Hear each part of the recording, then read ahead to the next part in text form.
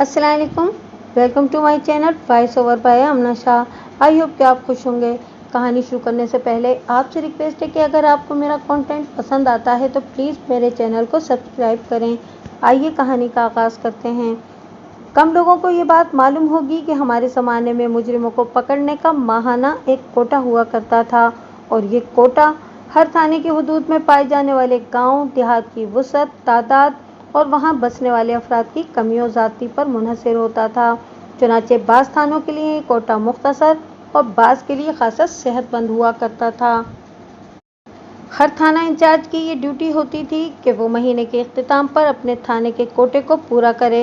लिहाजा महीने की आखिरी तारीखों में पकड़ धकड़ का सिलसिला उरूज पर होता था।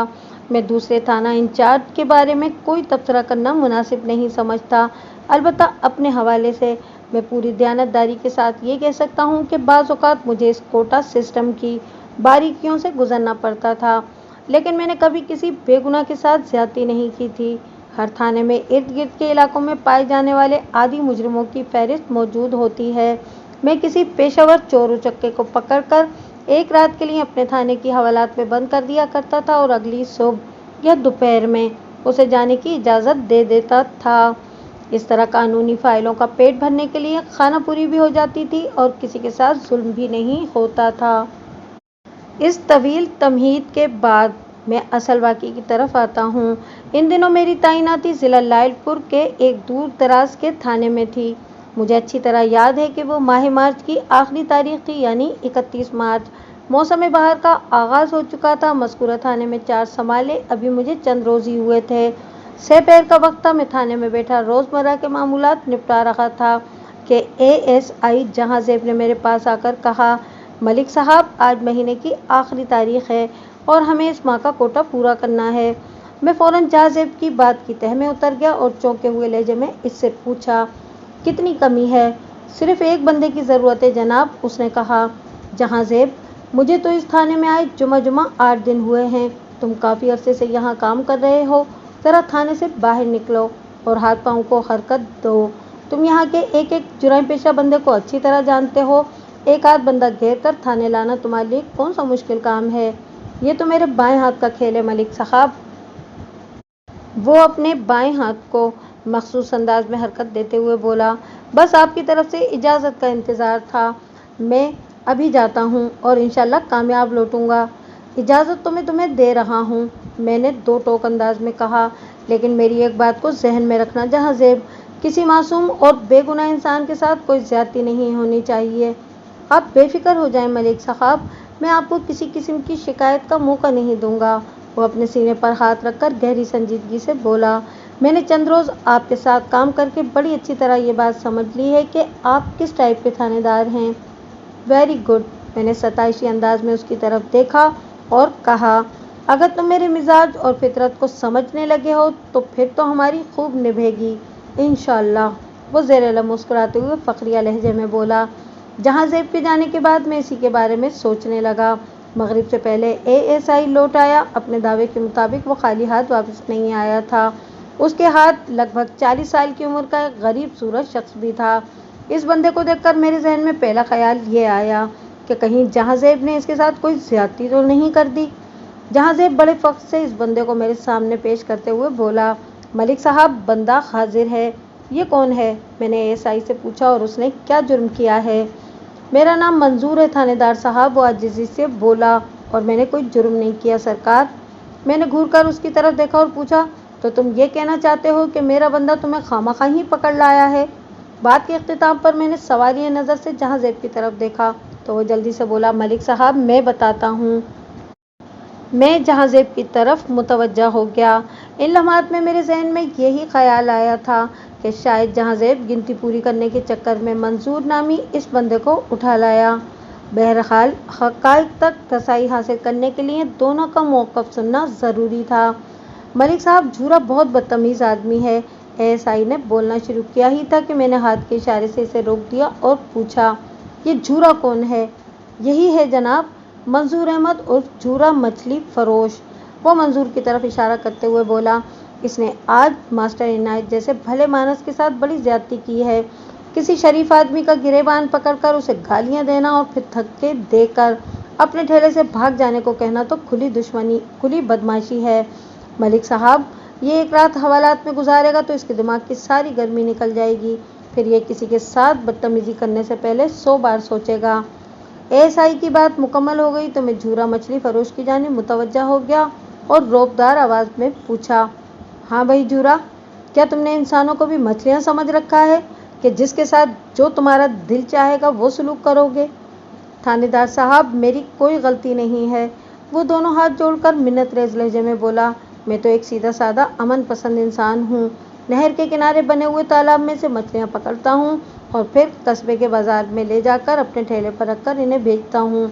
मेरा किसी से क्या लेना देना? जब तुम्हारा किसी से कोई लेना देना नहीं तो फिर तुमने मास्टर इनायत के साथ बदतमीजी क्यों की? मैंने सख्त लहजे में इस्तफसार किया। मैं अगर चाहता तो एक भी सवाल किए बगैर झूरे को हवालात में डाल देता, हमारा मार्च का कोटा पूरा हो जाता। अल्लाह अल्लाह खैर सल्ला। लेकिन मैं समझता हूँ कि मेरा ये अमल इंसाफ के उसूलों के मुनाफी होता, लिहाजा मैं अपनी तसल्ली और ज़मीर के इत्मीनान के लिए इससे पूछताछ कर रहा था। थानेदार साहब, बर्दाश्त की भी कोई हद होती है। वो बरहमी से बोला, इस मास्टर इनायत ने काफ़ी दिनों से मेरा दिमाग ख़राब कर रखा था। मैं न सिर्फ इसकी रोज़ सुन लेता बल्कि इसके कहे पर अमल भी करता जा रहा था, लेकिन आज तो मेरी खोपड़ी ही घूम गई। मैं इसकी उम्र का एहसास करते हुए बर्दाश्त करता चला जा रहा था। बस जनाब। ज़रा देर को रुककर उसने गहरी सांस ली, फिर अपनी बात मुकम्मल करते हुए बोला, आज मेरा सब्र जवाब दे गया और मेरे हाथ उसके गिरेबान तक जा पहुँचे। मंतकी तौर पर झूरे की बात में वज़न नज़र आता था, इसका तज्ज़िया इंसानी नफ्सियात के ऐन मुताबिक था, लेकिन मेरे लिए ये जानना बहुत ज़रूरी था कि मास्टर इनायत ने झूरे के साथ ऐसा क्या कर दिया था जिसके नतीजे में उसके सब्र का पैमाना छलक उठा। मास्टर इनायत तुमसे क्या कहता था? मैंने झूरे से पूछा, और तुम इसकी कौन सी बातों पर अमल करते चले जा रहे थे? मेरे सवाल के जवाब में झूरे ने एक दिलचस्प कहानी सुनाई। मैं इसका खुलासा आपकी खिदमत में पेश करता हूँ ताकि कहानी की संजीदा फ़िज़ा में कुछ लताफत पैदा हो और आप भी थोड़ा इंजॉय कर सकें। झूरे ने मुझे बताया कि उसने अपने ठेले पर एक बोर्ड नस्ब कर रखा था जिस पर जली हरूफ में ये इबारत दर्ज थी, यहाँ पर ताज़ा मछली फ़रोख्त होती है। एक रोज़ मास्टर इनायत झूरे के ठेले पर पहुँचा। रस्मी अलेक सलेक के बाद उसने झूरे से पूछा, क्या इस कस्बे में कोई और शख्स भी मछली फ़रोख्त करता है? मास्टर इनायत को मछली का कोई गाहक समझकर झूरे ने खंदा पेशानी से उसका इस्तकबाल किया था, लेकिन इससे पहले कि मास्टर इनायत मछली के नर्ख दरियाफ्त करता और भाव-ताव के बाद इससे मछली खरीदता, इसने झूरे से सवाल जवाब का सिलसिला शुरू कर दिया था। झूरे ने इसके इस्तफसार का बुरा नहीं मनाया और पेशावराना मुस्कुराहट के साथ जवाब दिया, नहीं मास्टर जी, नजीबाबाद में मछली बेचने वाला मैं वाहिद बंदा हूँ और ये बात नजीबाबाद में बसने वाले लगभग 1000 अफराद को मालूम भी है। मास्टर इनायत ने सवालिया अंदाज में झूरे की तरफ देखा। कस्बा नजीबाबाद में काफ़ी घर थे, इस हिसाब से नजीबाबाद को 1000 नफूस का कस्बा कहा जा सकता था। जी सबको पता है, झूरे ने बड़े फ़ख्र से जवाब दिया। अल्लाह के बंदे, मास्टर इनायत ठहरे हुए लहजे में बोला, जब इस कस्बे में बसने वाले बच्चे बच्चे को ये बात मालूम है कि तुम नजीबाबाद के वाहिद मछली फरोश हो, तो फिर तुमने बोर्ड पर यहाँ पर के अल्फाज क्यों लिखवाए हैं? इससे तो यही तासुर मिलता है कि यहाँ के अलावा वहाँ यानी कहीं और भी मछली फ़रोख्त हो रही है। मास्टर इनायतुल्लाह की बात झूरे की समझ में आ गई और उसने बोर्ड पर से यहाँ पर के अल्फाज मिटवा दिए। अब वहाँ पर यह इबारत रह गई, ताज़ा मछली फ़रोख्त होती है। 2 रोज़ के बाद मास्टर इनायत फिर इधर से गुजर रहा था तो झूरे ने बड़े अदब से इसे सलाम किया। मास्टर जी अस्सलाम वालेकुम। वालेकुम अस्सलाम इंस्पेक्टर। मास्टर इनायत ने बड़ी करारी आवाज़ में उसके सलाम का जवाब दिया और कहा, झूरे एक बात तो बताओ। जी पूछें। झूरा उसकी जानिब मुतवज्जा हो गया। क्या कभी तुमने अपने ठेले पर बासी मछली भी फ़रोख्त की है? मास्टर इनायत ने इससे पूछा। नहीं जी, कभी नहीं। झूरा नफ़ी में गर्दन हिलाते हुए बोला, मैं रोज़ाना सुबह तालाब में से ताज़ा मछली पकड़ता हूँ और दिन भर अपने ठेले पर रखकर बेचता हूँ। जब मछली ख़त्म हो जाती है तो मैं घर चला जाता हूँ और अगले रोज़ दोबारा ताज़ा मछली के साथ बाज़ार में आ जाता हूँ। मास्टर इनायत ने पुरसोच अंदाज में गर्दन हिलाई, फिर बोला, और पूरा नजीबाबाद इस हकीकत से आगाह है कि तुम रोज़ाना ताज़ा मछली फ़रोख्त करते हो? हाँ मास्टर जी, आज तक किसी ने शिकायत नहीं की। तो फिर मास्टर इनायत बोर्ड की जानिब उंगली से इशारा करते हुए बोला, ये ताज़ा का लफ्ज़ गैर ज़रूरी है, इसे भी मिटवा दो। मास्टर इनायत के मशवरे में अच्छा खासा वज़न था। झूरे ने इसी रोज़ मास्टर इनायत की हिदायत पर अमल करते हुए बोर्ड पर से लफ्ज़ ताज़ा हज़फ करा दिया। चुनाचे मज़कूरा बोर्ड की इबारत इस तरमीम के बाद कुछ इस तरह हो गई, मछली फ़रोख्त होती है। चंद रोज़ के बाद एक मरतबा फिर मास्टर इनायत झूरे के ठेले पर मौजूद था। अब की बार इसने झूरे से कहा, यार तुम्हारे ठेले से 200 कदम दूर हूँ, तो मखसूस बू की वजह से बखूबी पता चल जाता है कि यहाँ आसपास कहीं मछली रखी हुई है। थोड़ा आगे बढ़ें तो तुम्हारा ठेला और उस पर सजी हुई मछलियाँ भी नज़र आ जाती हैं। मेरे ख्याल में इस बात से कोई फ़र्क नहीं पड़ता कि तुम्हारे बोर्ड पर मछली का लफ्ज़ लिखा हुआ है या नहीं। तुम इस बारे में क्या कहते हो? आपकी बात दिल को लग रही है मास्टर जी, झूरे ने किसी फर्माबरदार शागिर्द की तरह जवाब दिया। मास्टर इनायत ने पूछा, फिर क्या इरादा है? मैं आज ही लफ्ज़ मछली को साफ करा दूंगा। शाबाश। मास्टर इनायत ने सताइशी नज़र से उसकी तरफ देखा और आगे बढ़ गया। इसी शाम झूरे ने बोर्ड पर से मछली का लफ्ज़ खुरच डाला। अब बोर्ड पर यह लिखा हुआ था, फ़रोख्त होती है। इसी बोर्ड को अपने ठेले पर सजाए अगले रोज़ भी झूरा अपने धंधे पर निकल खड़ा हुआ और पूरा दिन वो मास्टर इनायत का इंतज़ार करता रहा ताकि इससे पूछ सके कि फ़रोख्त होती है का क्या करना है, लेकिन मास्टर इनायत इसे कहीं दिखाई नहीं दिया। लोगों ने इस नौइयत का अनोखा बोर्ड ठेले पर लगा देखा तो झूरे का खूब मजाक उड़ाना शुरू कर दिया। भाई क्या फ़रोख्त होती है? ये तुमने कौन सा धंधा शुरू कर दिया कि बराए फ़रोख्त चीज़ का नाम पता मालूम नहीं? कहीं तुमने मनशियात फरोशी तो शुरू नहीं कर दी? अलगर्ज जितने मुंह उतनी बातें। झूरे ने लोगों के तानों से तंग आकर फ़रोख्त होती है कि अल्फाज को भी साफ करा दिया। अब बोर्ड पर कोई भी तहरीर बाकी नहीं थी। 31 मार्च की सपहर मास्टर इनायत एक तरफ से नमूदार हुआ। उसका रुख झूरे के ठेले की जानिब था। करीब पहुंचकर उसने नॉर्मल अंदाज में झूरे को सलाम किया। झूरे ने हस्बे मामूल उसके सलाम का जवाब दिया। इनके बीच रस्मी अलेख सलेख हुई। फिर अचानक मास्टर इनायत बोर्ड की जानिब इशारा करते हुए तादीबी अंदाज में बोला, झूरा तुम भी अजीब किस्म के अहमक हो। ठेले पर सादा बोर्ड लटका रखा है, इस तरह क्या खाक धंधा करोगे? पागल इंसान की पब्लिसिटी का ज़माना है। अगर कारोबार को चलाना है तो इस बोर्ड पर अपने धंधे की मुनासबत से चंद तारीफ़ी कलमात लिखवा लो। और मास्टर इनायत का बयान यहीं तक पहुंचा था कि झूरे को अपने जज्बात पर काबू न रहा और वो काम धंधा छोड़कर तेज़ी से मास्टर इनायत पर झपटा। फिर इसका गिरेबान पकड़कर गुस्सीले अंदाज में इसकी मिजाज पुरसी करने लगा। ये थे वो हालात जिनकी रोशनी में मंसूर अहमद उर्फ झूरा इस वक्त मेरे सामने खड़ा था। मास्टर इनायत ने इस बेचारे के साथ जो हैंड किया था, इसके नतीजे में झूरे का रद्द-ए-अमल मुझे इंतहाई फितरी लगा था। मैं झूरे को इतना ख़तावार नहीं समझता था कि रात भर के लिए इसे हवालात में बंद कर देता। वो कोई आदी मुजरिम नहीं था। मास्टर इनायत ने इसके जज्बात के साथ जो खिलवाड़ की थी, उसके रिजल्ट में तो झूरे को इसी तरह ब्लास्ट होना चाहिए था। मैंने झूरे की तरफ देखते हुए समझाने वाले अंदाज में सरजिश की, झूरा अपने दिमाग को काबू में रखो। गुस्सा अच्छी चीज़ नहीं है। अभी तो गर्मी सही मायनों में शुरू भी नहीं हुई और तुमने लोगों पर गर्मी दिखाना शुरू कर दी। जी सरकार मुझे माफ़ कर दें, वो आजिज़ी से बोला। मैं आइंदा अपने दिमाग को ठंडा रखूँगा। ये तुम्हारी पहली शिकायत मुझ तक पहुँची है, इसलिए मैं तुम्हें माफ़ कर रहा हूँ, मैंने दो टोक अंदाज में कहा। अगली बार अगर तुमने ऐसी कोई हरकत की तो सीधा जेल भेज दूँगा। जी सरकार मैं समझ गया, वो ममनूनियत भरे अंदाज में बोला। मैंने इसे जाने की इजाज़त दे दी। एएसआई को मेरी यह अदा अजीब सी लगी। वो उलझनज़दा लहजे में बोला, मलिक साहब ये आपने क्या किया? अब इस मखसूस कोटे का क्या होगा जो हमने आज की तारीख में पूरा करना है? अगर हमने वो कोटा पूरा ना किया तो ऊपर से बाज़पूछ किससे की जाएगी? मैंने एएसआई की आंखों में देखते हुए पूछा, तुमसे या मुझसे? जाहिर है जी, बाज़पूछ तो आप ही से की जाएगी। वो बदस्तूर उलझनज़दा नज़र से मुझे देखते हुए बोला, क्योंकि इस थाने के इंचार्ज आप ही हैं।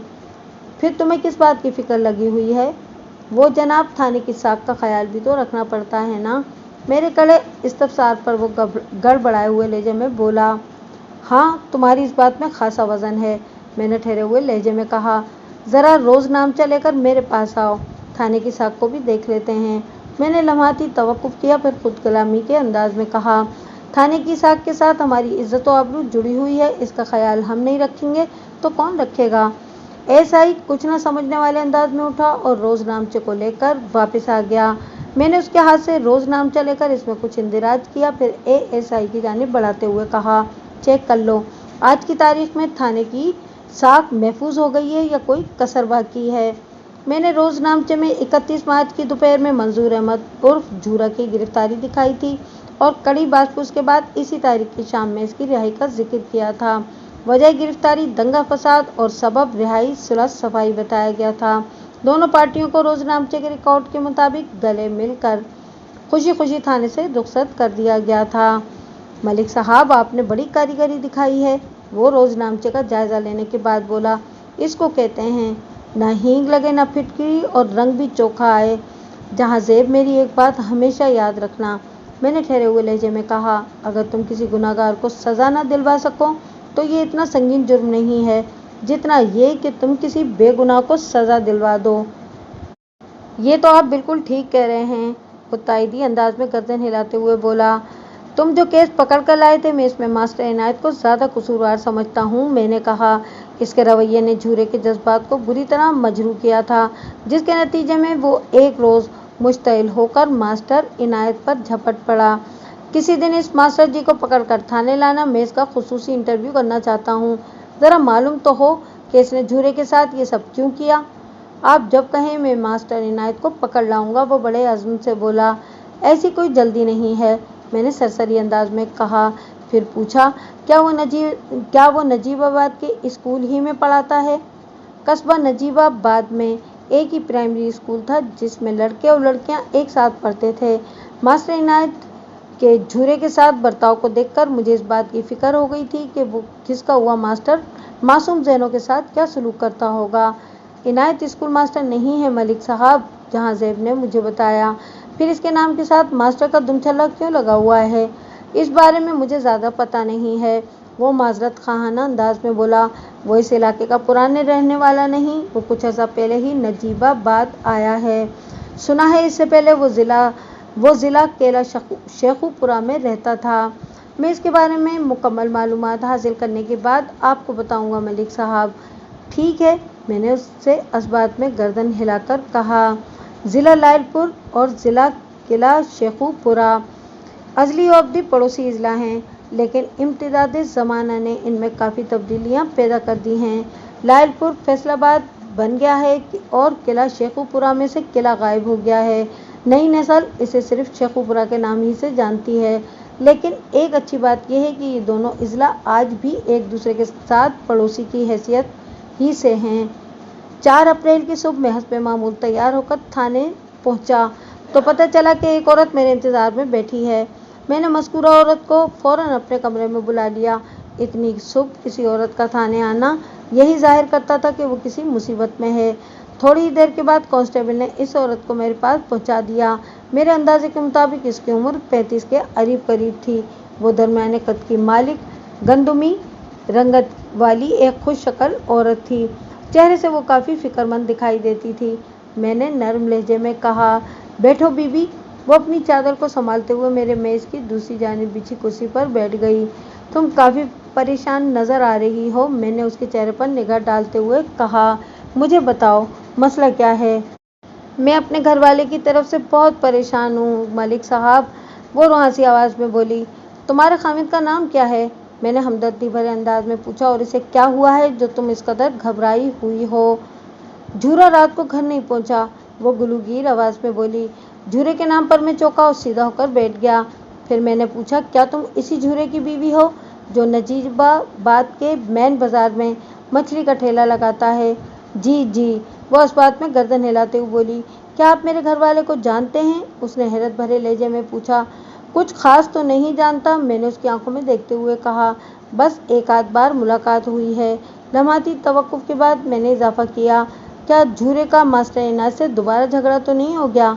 नहीं जी, मास्टर इनायत से तो उसकी बातचीत ही बंद है।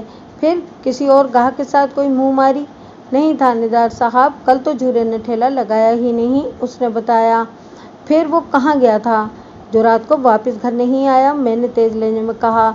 मैं बताती हूँ जी, वो एक गहरी सांस खारिज करते हुए बोली।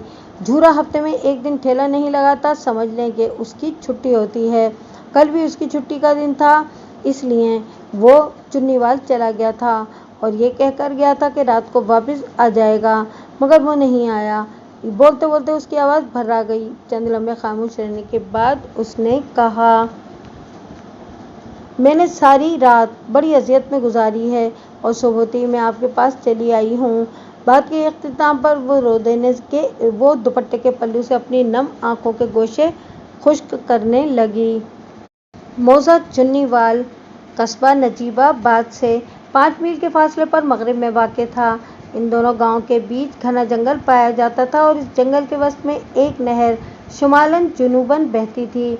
ये दोनों देहात मेरे थाने की हुदूद में आते थे। मेरे इस्तफसार पर झूरे की बीवी ने अपना नाम सफिया बताया था और ये बात भी मेरे इल्म में आ गई थी कि इनकी शादी को लगभग 15 साल का अरसा गुजर गया था, मगर वो अभी तक औलाद ऐसी नेमत से महरूम थे। बच्चों के ना होने का दुख कोई बेऔलाद ही जान सकता है। मैंने उससे कहा, सफिया, झूरा चुन्नीवाल क्या लेने आया था? मैंने उसकी आंखों में देखते हुए पूछा। वहाँ उसका एक दोस्त रहता है, उसने मेरे सवाल के जवाब में बताया। उसका नाम तनवीर जट है। झूरा तनवीर जट से कुछ रकम लेने गया था। रकम के नाम पर मेरे कान खड़े हो गए। मैंने इस्तिरारी लहजे में पूछा, कितनी रकम? 1000 रुपये, उसने जवाब दिए। ओह! मैं गहरी सांस खारिज करके रह गया। मेरी हैरत का सबब ये था कि जिस ज़माने का ये वाक़या है, तब 1000 रुपये खासी बड़ी रकम शुमार होता था। आजकल अगर इस ज़माने का जिक्र करें तो नई नस्ल इसे कोई फिक्शन स्टोरी समझती है।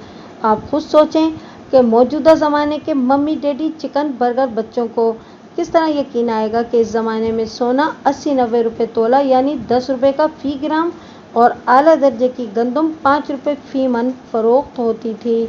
नई नस्ल तो इस बात का मजाक ही उड़ाएगी ना कि मैं जिस 1000 रुपये को बहुत बड़ी रकम कह रहा हूँ, इतने पैसों की तो वो एक वक्त में आइसक्रीम खा जाते हैं। ऐसी सोच रखने में इनका कोई कसूर नहीं है। वक्त गुजरने के साथ साथ इंसान के अलावा रुपए पैसे की इज्जत और तौकीर भी जाती रही है। शायद इसी को इनकलाबात ज़माना और नए रंगीए दौरा कहा जाता है। ये 1000 रुपया झूरा तनवीर जट से किस सिलसिले में लेने गया था? मैंने सफिया से पूछा।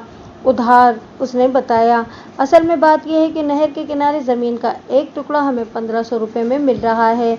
500 रुपये हमारे पास रखे हैं। झूरा अपने दोस्त से 1000 रुपया कर्ज मांगने चुन्नीवाल गया था ताकि हम ज़राई अराजी का ये टुकड़ा खरीद लें। नजीबाबाद और चुन्नीवाल के दरमियान, जैसा कि मैंने पहले बताया, एक घना जंगल पाया जाता था जिसमें इंसान या तो ज़ाती सवारी यानी घोड़े वगैरह पर सफ़र कर सकता था और या फिर पैदल। लोग उमूमन पैदल सफ़र से गुरेज करते थे क्योंकि जंगल के साथ डाकुओं के बाज़ किस्से जुड़े हुए थे। मेरे लिए ये सब सुनी सुनाई बातें थीं। अगर मैं कुछ अरसे के लिए इस थाने में टिक जाता तो फिर ज़ाती तजुर्बा हासिल करने का मौका मिल सकता था। मैंने सफिया से पूछा, झूरा किस चीज़ पर बैठकर चुन्नीवाल गया था? वो पैदल ही गया था जी, उसने बताया। झूरे को पैदल चलने का बहुत शौक है। 10-20 मील तो उसके लिए कोई बात ही नहीं।